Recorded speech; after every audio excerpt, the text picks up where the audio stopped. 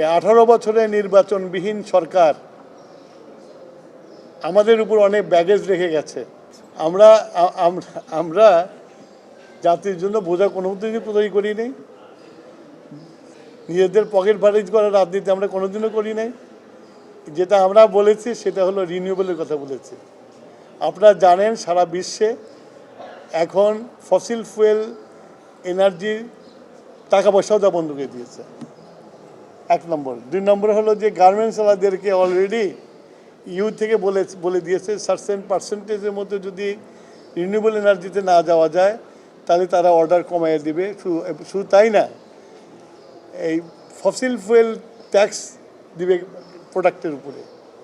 সেইটাকে মাথায় রেখে আমরা আমাদের নির্বাচনী ম্যানিফেস্টোতে বলেছি 10,000 মেগাওয়াট আনবো আমরা 5 বছরে।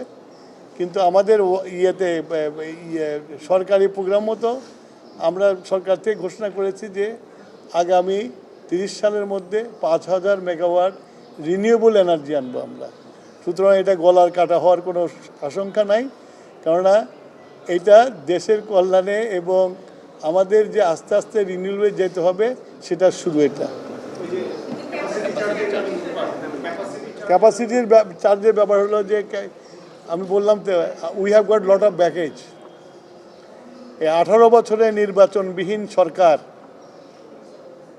আমাদের উপর অনেক ব্যাগেজ রেখে গেছে এবং অনেক কন্ট্রাক্ট আমি চেক করে দেখছি যে সেই কন্ট্রাক্টগুলোকে যদি আমি আপাতত যদি বন্ধ করে দিই তাহলে ওই সংবাদপত্রে পরের দিন সকালে উঠবে যে আজকের অন্ধকার হয়ে গেছে।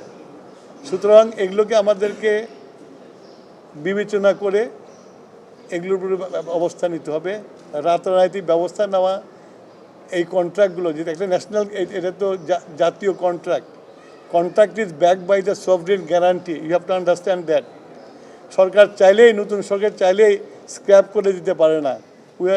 সুতরাং আমরা এগুলোর উপরে কাজ করছি। আমরা লিগ্যাল জিনিসটা আমরা চেক করতেছি, যেগুলো সম্ভব হবে আমরা বুঝবো যে লিগ্যালি এটা করলে আমরা লিগ্যালি আমাদের কোনো বাধা নাই, সেই জিনিসগুলো অবশ্যই করব আমরা। এবং এর জন্য আমাদের ল মিনিস্ট্রিতে আমাদের দেওয়া আছে, ল মিনিস্ট্রি এটা নিয়ে পরীক্ষা নিরীক্ষা করছে, রিপোর্টের অপেক্ষায় আছে।